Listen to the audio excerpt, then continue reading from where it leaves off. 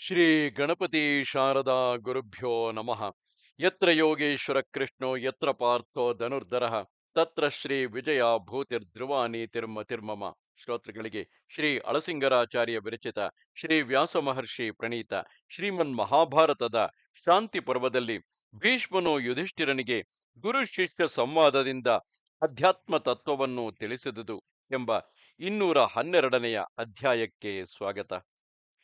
ತಿರುಗಿ ಯುಧಿಷ್ಠಿರನು ಭೀಷ್ಮನನ್ನು ಕುರಿತು, ತಾತ, ಮೋಕ್ಷಕ್ಕೆ ಸಾಧನವಾದ ಉತ್ತಮ ಜ್ಞಾನಯೋಗವನ್ನು ನಿನ್ನಿಂದ ನಾನು ತಿಳಿಯಬೇಕೆಂದಿರುವೆನು. ಆ ಜ್ಞಾನಯೋಗದಲ್ಲಿ ಸ್ಥಿರವಾಗಿ ನೆಲೆಗೊಂಡಿರಬೇಕೆಂಬ ಉದ್ದೇಶದಿಂದಲೇ ನಾನು ಅಚಿಂತ್ಯವಾದ ಆ ವಾಸುದೇವನ ನಿಜ ಸ್ವರೂಪವನ್ನು ಬಾರಿ ಬಾರಿಗೂ ತಿಳಿಯಬೇಕೆಂದು ಬಯಸುವೆನು. ಅದನ್ನು ನೀನು ನನಗೆ ತಿಳಿಸಬೇಕು ಎಂದನು. ಅದಕ್ಕೆ ಆ ಭೀಷ್ಮನು, ಧರ್ಮಪುತ್ರ, ಇದಕ್ಕೂ ಗುರು ಶಿಷ್ಯ ಸಂವಾದ ರೂಪವಾದ ಇತಿಹಾಸವೊಂದನ್ನು ಉದಾಹರಿಸುವರು. ಮೋಕ್ಷ ವಿಷಯವಾದ ಆ ಸಂವಾದವನ್ನೇ ನಿನಗೆ ತಿಳಿಸುವೆನು. ಬ್ರಹ್ಮರ್ಷಿ ಶ್ರೇಷ್ಠನೆನಿಸಿದ ಆಚಾರ್ಯನೊಬ್ಬನಿದ್ದನು. ಅವನು ಮಹಾ ತೇಜಸ್ವಿ, ಸತ್ಯಸಂಧನು, ಜಿತೇಂದ್ರಿಯನು, ಮಹಾತ್ಮನು. ಅವನಲ್ಲಿ ಜಿತೇಂದ್ರಿಯನು ಮೇಧಾವಿಯೂ ಆದ ಶಿಷ್ಯನೊಬ್ಬನು ತನ್ನ ಶ್ರೇಯಸ್ಸಿಗಾಗಿ ಸೇರಿ ಉಪಾಸನೆ ಮಾಡುತ್ತಿದ್ದನು. ಒಮ್ಮೆ ಆ ಶಿಷ್ಯನು ಗುರುವಿನ ಪಾದಗಳನ್ನು ಒತ್ತುತ್ತಿರುವಾಗ ಅವನಿಗೆ ಕೈಮುಗಿದು, ಆಚಾರ್ಯ, ನೀನು ನನ್ನ ಶುಶ್ರೂಷೆಗೆ ಮೆಚ್ಚಿ ಪ್ರಸನ್ನನಾಗಿರುವುದಾದರೆ ನನ್ನದೊಂದು ಸಂದೇಹವನ್ನು ನೀಗಿಸಬೇಕು. ದೊಡ್ಡ ಸಂದೇಹವು ಅನವರತವು ನನ್ನ ಮನಸ್ಸನ್ನು ಬಹಳವಾಗಿ ಕಳವಳಗೊಳಿಸುತ್ತಿರುವುದು. ಏನೆಂದರೆ, ನಾನು ಎಲ್ಲಿಂದ ಬಂದೆನು? ನೀನು ಬಂದುದು ಎಲ್ಲಿಂದ? ನಮ್ಮೆಲ್ಲರಿಗಿಂತಲೂ ಮೇಲೆನಿಸಿದ ಪರವಸ್ತುವು ಯಾವುದು? ಲೋಕದಲ್ಲಿ ಸಮಸ್ತ ಪ್ರಾಣಿಗಳು ಒಂದೇ ವಿಧವಾಗಿ ಪಂಚಭೂತಗಳಿಂದ ಏರ್ಪಟ್ಟಿರುವಾಗ ಇವರಲ್ಲಿ ಜನನ ಮರಣಗಳು, ಜೀವನವು ಒಂದಕ್ಕೊಂದಕ್ಕೆ ಬಹಳ ವ್ಯತ್ಯಸ್ತವಾಗಿರುವುದೇಕೆ?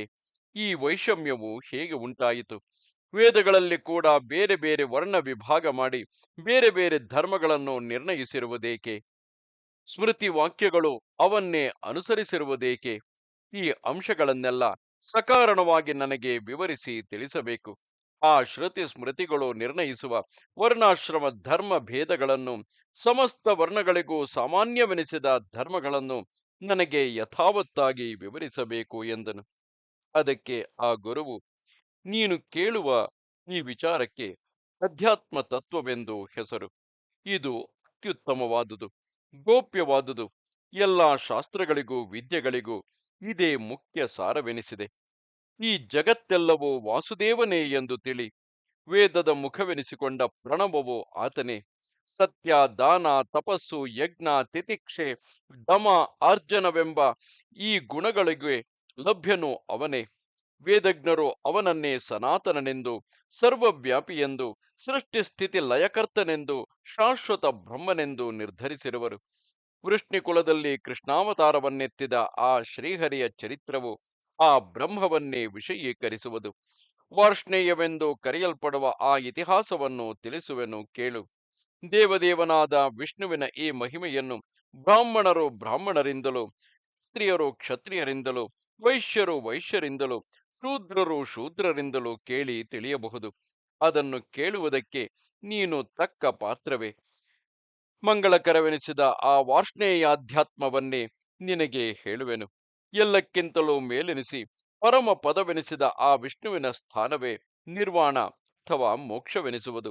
ಅದು ನಾಶರಹಿತವಾದುದು, ನಿತ್ಯವಾದುದು, ಕಳಂಕವಿಲ್ಲದುದು, ಚಿಹ್ನೆಗಳಿಲ್ಲದುದು, ಸಂಪದ್ಯುಕ್ತವಾದುದು, ಅಮೃತವೆನಿಸುವುದು. ಆ ಪ್ರಧಾನವು ಸಂಸಾರ ದಶೆಯಲ್ಲಿ ಭಿನ್ನ ಲಕ್ಷಣಗಳಿಂದ ಕಾಣಿಸುವುದು. ಇಂತಹ ಭೇದಗಳನ್ನು, ಸತ್ವಾದಿ ಗುಣಗಳನ್ನು ಉಂಟುಮಾಡುವ ಪ್ರಧಾನವೆಂಬ ಮಾಯೆಯು ಪರಮಾತ್ಮ ಸ್ವರೂಪದಲ್ಲಿ ಸಂಬಂಧಿಸಲಾರದು. ಆ ಪ್ರಕೃತಿಯಲ್ಲಿ ಸಂಬಂಧವುಳ್ಳ ಜೀವನೆಂಬುವನು ಬೇರೆ.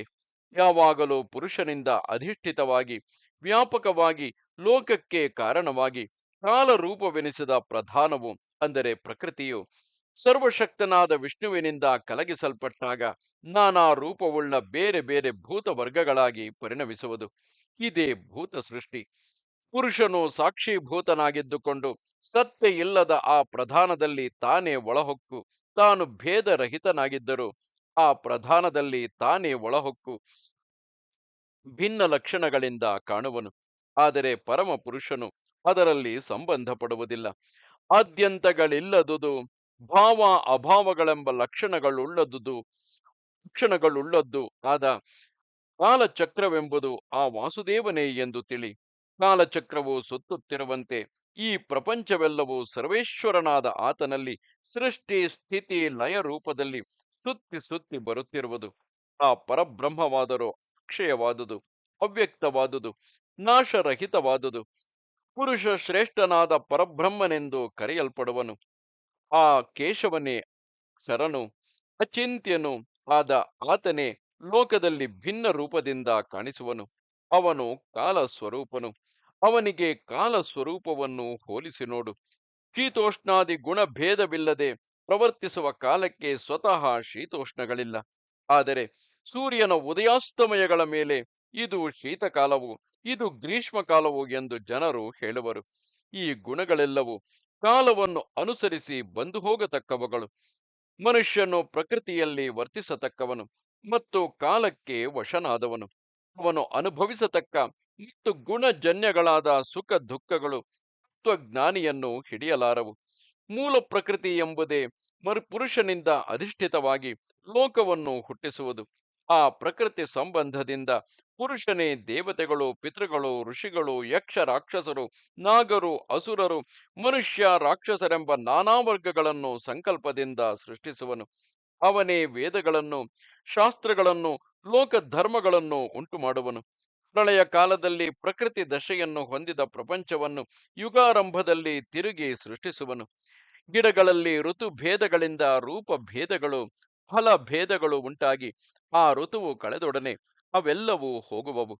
ತಿರುಗಿ ಅದೇ ಋತುವು ಬಂದಾಗ ಆ ಹಿಂದಿನ ಲಕ್ಷಣಗಳೇ ಕಾಣಿಸುವವು.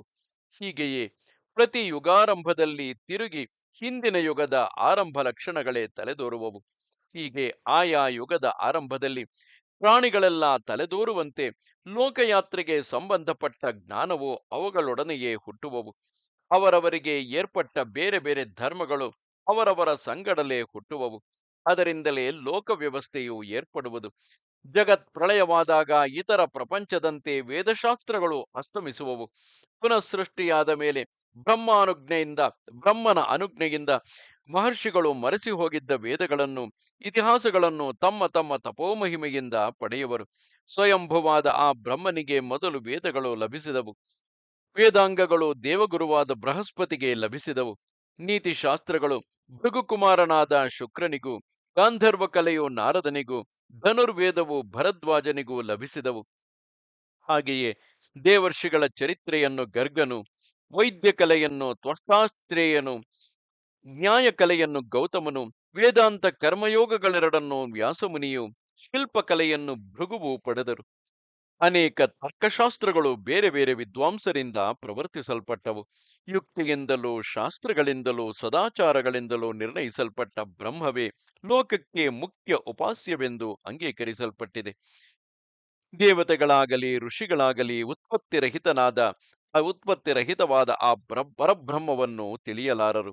ಲೋಕಕರ್ತನು ಪ್ರಭುವು ಆದ ಆ ನಾರಾಯಣನೊಬ್ಬನೇ ತನ್ನ ನಿಜರೂಪವಾದ ಬ್ರಹ್ಮ ಸ್ವರೂಪವನ್ನು ತಿಳಿಯುವನು. ಆ ಬ್ರಹ್ಮಜ್ಞಾನವೆಂಬುದು ಎಲ್ಲ ದುಃಖಗಳಿಗೂ ಔಷಧ ರೂಪವಾದುದು. ಆ ಬ್ರಹ್ಮ ಸ್ವರೂಪವನ್ನು ಎಲ್ಲ ದೇವತೆಗಳು, ಅಸುರರು, ರಾಜಋಷಿಗಳು, ಮಹರ್ಷಿಗಳು ಆ ನಾರಾಯಣನಿಂದ ತಿಳಿದರು. ಶಿಷ್ಯ, ವ್ಯಾಸ ಮಹರ್ಷಿಯು ನನಗೆ ತಿಳಿಸಿದ ವಿಷಯವನ್ನೇ ಇಲ್ಲಿ ನಿನಗೆ ಸಂಗ್ರಹಿಸಿ ತಿಳಿಸುವೆನು. ಪ್ರಕೃತಿ ಎಂಬುದು ಪುರುಷನಿಂದ ಅಧಿಷ್ಠಿತವಾಗಿ ಅವನಿಂದ ಪ್ರೇರಿಸಲ್ಪಟ್ಟು ಅವನ ಸಂಕಲ್ಪಾನುಸಾರವಾಗಿ ಯಾವಾಗ ವಸ್ತುಗಳನ್ನು ಸೃಷ್ಟಿಸತೊಡಗುವುದೋ ಆಗ ಶುಭಾಶುಭ ಕರ್ಮಗಳನ್ನೇ ಕಾರಣವಾಗಿ ಉಳ್ಳ ಪ್ರಪಂಚವು ಉತ್ಪನ್ನವಾಗುವುದು. ಒಂದೇ ದೀಪದಿಂದ ಬೇರೆ ಸಾವಿರಾರು ದೀಪಗಳು ಹುಟ್ಟಿ ಬೆಳಗುವಂತೆ ಪ್ರಕೃತಿ ಎಂಬುದು ಒಂದೇ ತನ್ನಿಂದ ಸಾವಿರಾರು ವಸ್ತುಗಳನ್ನು ಹುಟ್ಟಿಸುವುದು. ಒಂದರಿಂದ ಇನ್ನೊಂದು ದೀಪವನ್ನು ಹತ್ತಿಸಿದಾಗ ಅದರಿಂದ ಹೇಗೆ ಮೊದಲನೇ ದೀಪದ ಶಕ್ತಿಯೇನು ಕಡಿಮೆಯಾಗುವುದಿಲ್ಲವೋ ಅದರಂತೆ ಪ್ರಕೃತಿಯ ಮಹಿಮೆಯೇನು ಕರಗುವುದಿಲ್ಲ. ಅವ್ಯಕ್ತವೆಂಬ ಆ ಪ್ರಕೃತಿಯಿಂದ ಕರ್ಮಜನ್ಯವಾದ ಬುದ್ಧಿಯು ಅಂದರೆ ಮಹತ್ತತ್ವವು ಉಂಟಾಗುವುದು. ಅದರಿಂದ ಅಹಂಕಾರವು ಹುಟ್ಟುವುದು. ಆ ಅಹಂಕಾರದಿಂದ ಆಕಾಶವು, ಆಕಾಶದಿಂದ ವಾಯುವು, ವಾಯುವಿನಿಂದ ತೇಜಸ್ಸು, ತೇಜಸ್ಸಿನಿಂದ ಜಲವು, ಜಲದಿಂದ ಭೂಮಿಯು ಹುಟ್ಟುವವು. ಇವು 8ರ ಸಮುದಾಯವೇ ಮೂಲ ಪ್ರಕೃತಿ ಎನಿಸಿದೆ. ಲೋಕವೆಲ್ಲವೂ ಇದನ್ನು ಆಶ್ರಯಿಸಿದೆ. ಈ 8ರ ಸಮುದಾಯದಿಂದಲೇ 5 ಕರ್ಮೇಂದ್ರಿಯಗಳು, 5 ಜ್ಞಾನೇಂದ್ರಿಯಗಳು, 5 ಇಂದ್ರಿಯ ವಿಷಯಗಳು, 16ನೆಯದಾದ ಮನಸ್ಸು ಹುಟ್ಟುವುದು. ಕಣ್ಣು, ಕಿವಿ, ಮೂಗು, ನಾಲಿಗೆ, ಚರ್ಮವೆಂಬ ಈ 5 ಜ್ಞಾನೇಂದ್ರಿಯಗಳು, ಕೈ, ಕಾಲು, ಬಾಯಿ, ವಾಯು, ಉಪಸ್ಥವೆಂಬ 5 ಕರ್ಮೇಂದ್ರಿಯಗಳು, ಶಬ್ದ, ರೂಪ, ರಸ, ಸ್ಪರ್ಶ, ಗಂಧಗಳೆಂಬ ಈ 5 ಇಂದ್ರಿಯಾರ್ಥಗಳು, ಮನಸ್ಸೆಂಬುದು ಈ ಎಲ್ಲ ಇಂದ್ರಿಯಗಳಲ್ಲಿಯೂ ಈ ಎಲ್ಲ ಇಂದ್ರಿಯಾರ್ಥಗಳಲ್ಲಿಯೂ ಕಲೆತು ಆಯಾ ರೂಪದಿಂದ ಕೆಲಸ ಮಾಡುವುದು. ಎಂದರೆ ರಸವನ್ನು ತಿಳಿಯುವಾಗ ಮನಸ್ಸೇ ನಾಲಿಗೆಯಾಗುವುದು. ಮಾತಾಡುವ ಸಂದರ್ಭದಲ್ಲಿ ಅದೇ ವಾಕ್ಯೆಂಬ ಕರ್ಮೇಂದ್ರಿಯವೆನಿಸುವುದು. ಹೀಗೆ ಆಯಾ ಇಂದ್ರಿಯಗಳೊಡಗೂಡಿದ ಮನಸ್ಸು ಅವುಗಳಿಂದ ಗ್ರಹಿಸಲ್ಪಡುವ ವಿಷಯಗಳು ತಾನೇ ಆಗುವುದು. ಈ 18 ಬೇರೆ ಬೇರೆ ದೇವತೆಗಳಿಗೆ ಅಧಿಷ್ಠಾನವಾಗಿದ್ದು ಶರೀರಗಳಲ್ಲಿ ಸೇರಿ ಪರಮಾತ್ಮನನ್ನು ಉಪಾಸಿಸುವ ಮತ್ತು ಜ್ಞಾನಕ್ಕೆ ಕರ್ತನಾದ ಜೀವನನ್ನು ಉಪಾಸಿಸುವವು. ಎಲ್ಲ ಪ್ರಾಣಿ ಶರೀರಗಳಲ್ಲಿಯೂ ಈ ಇಂದ್ರಿಯಗಳಲ್ಲಿ ರಸವನ್ನು ತಿಳಿಯತಕ್ಕ ನಾಲಿಗೆಯು ಜಲವೆಂಬ ಭೂತದ ಗುಣವೆನಿಸುವುದು. ಗಂಧವನ್ನು ತಿಳಿಯತಕ್ಕ ಘ್ರಾಣೇಂದ್ರಿಯವು ಭೂಮಿಯ ಕಾರ್ಯವಾಗಿರುವುದು. ಶಬ್ದವನ್ನು ಗ್ರಹಿಸತಕ್ಕ ಕಿವಿಯು ಆಕಾಶದ ಕಾರ್ಯವೆನಿಸುವುದು. ರೂಪವನ್ನು ಗ್ರಹಿಸತಕ್ಕ ಕಣ್ಣು ತೇಜಸ್ಸಿನ ಕಾರ್ಯವಾಗುವುದು. ಸ್ಪರ್ಶವನ್ನು ಗ್ರಹಿಸತಕ್ಕ ಚರ್ಮೇಂದ್ರಿಯವು ವಾಯುವಿನ ಕಾರ್ಯವು. ಮನಸ್ಸು ಸತ್ವಗುಣದ ಕಾರ್ಯವು. ಸತ್ವವು ಅವ್ಯಕ್ತದಿಂದ ಉಂಟಾದ ಕಾರ್ಯವು. ಆದುದರಿಂದ ಜ್ಞಾನಿಯಾದವನು ಸಮಸ್ತ ಭೂತಗಳಿಗೂ ಮೂಲ ಕಾರಣವೆನಿಸಿ ಅವ್ಯಕ್ತದಲ್ಲಿ ಅಡಗಿರುವ ಆ ಸರ್ವೇಶ್ವರನ ತತ್ವವನ್ನೇ ತಿಳಿಯಬೇಕು. ಈ ಮೇಲೆ ಹೇಳಿದ ತತ್ವಗಳೆಲ್ಲ ಚರಾಚರಾತ್ಮಕವಾದ ಜಗತ್ತನ್ನೆಲ್ಲ ಧರಿಸುತ್ತಾ ರಜೋಗುಣರಹಿತನಾಗಿ ಪರಗತಿಯೆಂದು ಹೇಳಿಸಿಕೊಳ್ಳುವ ಆ ಸರ್ವೇಶ್ವರನನ್ನು ಆಶ್ರಯಿಸಿರುವವು. ಮೇಲ್ಕಂಡ ತತ್ವಗಳಿಂದ ಕೂಡಿ 9 ದ್ವಾರಗಳುಳ್ಳ ಮನುಷ್ಯ ಶರೀರವೆಂಬ ಪವಿತ್ರವಾದ ಪಟ್ಟಣದಲ್ಲಿ ಸರ್ವವ್ಯಾಪಿಯಾದ ಪರಮಾತ್ಮನು ಶಯನಿಸುತ್ತಿರುವುದರಿಂದಲೇ ಅವನಿಗೆ ಪುರುಷ, ಪುರದಲ್ಲಿ ನೆಲೆಸಿರುವವನು, ಪುರುಷನೆಂಬ ಹೆಸರು ಉಂಟಾಗಿದೆ. ಎಂದರೆ ಪುರದಲ್ಲಿ ಶಯನ ಮಾಡುವವನು ಎಂದು ಅರ್ಥವು. ಪರಮಾತ್ಮನಿಗೆ ಜರ ಮರಣಗಳಿಲ್ಲ. ಅವನು ಆಯಾ ಭೂತಗಳ ಗುಣಗಳನ್ನು ಅನುಸರಿಸಿ ಎಲ್ಲಾ ಕಡೆಯೂ ವ್ಯಾಪಿಸಿರುವನು. ಅವನು ಕಾರ್ಯ ಕಾರಣ ರೂಪಗಳಿಂದ ವ್ಯಕ್ತನಾಗಿಯೂ ಅವ್ಯಕ್ತನಾಗಿಯೂ ಇರುವನು. ಗುಣಗಳಿಗೆ ಆಶ್ರಯನಾಗಿ ಸೂಕ್ಷ್ಮ ರೂಪದಿಂದಿರುವನು.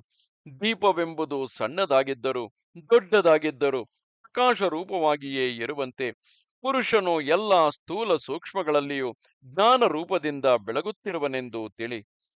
ದೇಹದಲ್ಲಿ ಕಿವಿ ಎಂಬುದು ಕೇಳಿಸುವ ಹಾಗೆ ಮಾಡುವುದು. ಕೇಳುವನೇನೋ ಪುರುಷನೇ, ಅದರಂತೆಯೇ ನೋಡತಕ್ಕವನು ಅವನೇ.